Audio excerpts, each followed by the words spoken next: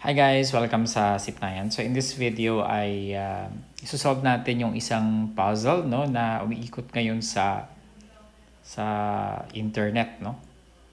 So ang nakalagay sa puzzle ay can you open the lock using these clues?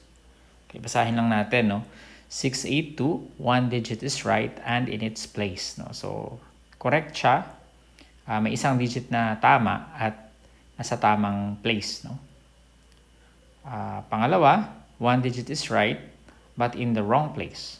So, merong isang tama at nasa maling place siya. Number 3, two digits are right but both are in the wrong place. No? Yung number 4, all digits are wrong. Number 5, one digit is right but in the wrong place. Okay, so kung gusto nyo pag-isipan, pwede nyo i-pause yung video. Tapos, pwede nyo isolve. No? Tapos balikan nyo later para tignan nyo kung tama ba yung sagot. Okay? So, pwede nyo i-pause. Alright. So, itutuloy ko na to, no? Yung solution nito. I think yung pinakamadali, no, na pang-eliminate dito sa clue ay yung number 4, di ba? Kasi bakit yung number 4? Kasi sinasabi niya all digits are wrong. So, pwede na natin i-eliminate lahat ng mga maling digits. No?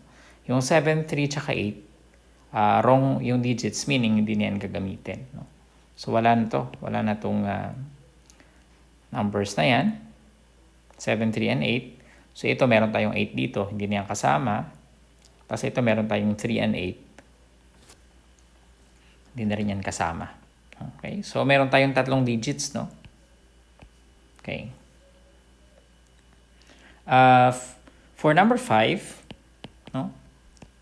Sabi niya, one digit is right but in the wrong place. So, since na-eliminate na natin yung 3 and 8, ibig sabihin, ang 0 kasama na siya doon sa tatlong digits na yon. At ang 0, wala siya dito sa rightmost digit, no? Kasi wrong place siya. No? Pero alam natin, it's either nandito siya or nandito. Di pa natin alam. Okay? Okay, so tingnan natin yung clue number 1 saka clue number 2.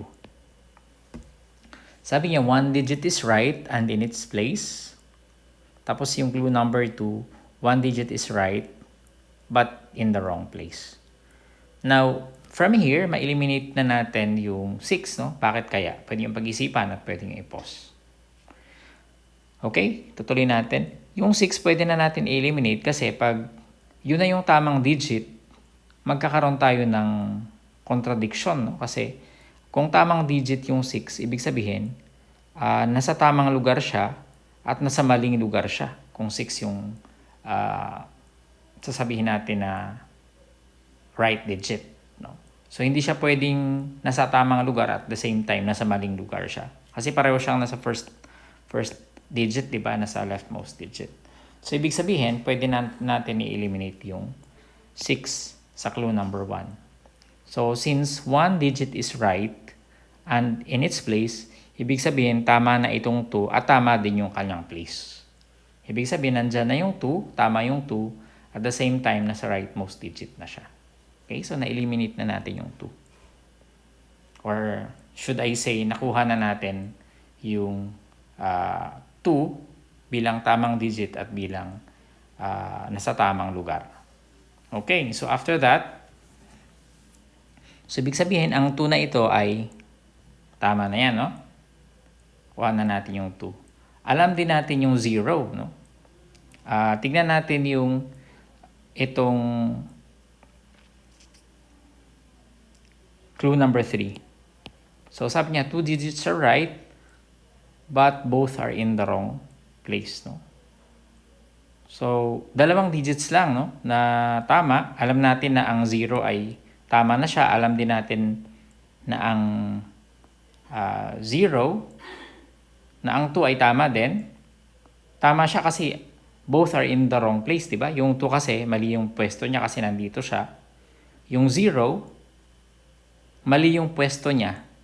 So, kung mali ang 0 sa gitna, saan na lang siya pwedeng pumunta? Hindi naman siya pwede pumunta dito, no? Kasi meron nang nakalagay dyan. Ang pupuntahan niya na lang dito.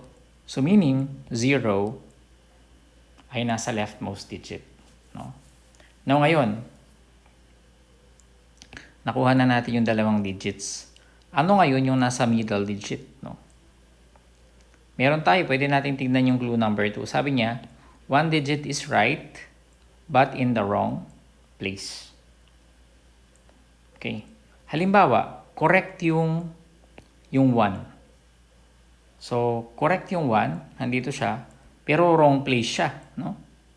So, pag wrong place ang 1, pwede bang maging wrong place ang 1 pag nasa gitna siya?